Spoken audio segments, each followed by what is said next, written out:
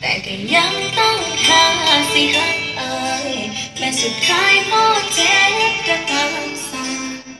ยังยืนยันอยู่คำเก่า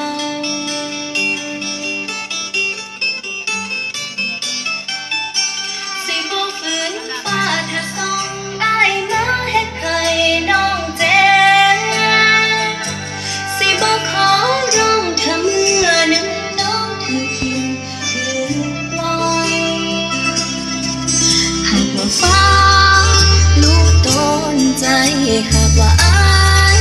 เห็นใจจักหน่อยก็เฮ็ดให้เจ็บค่อยๆถ้าฮอดมือนั้น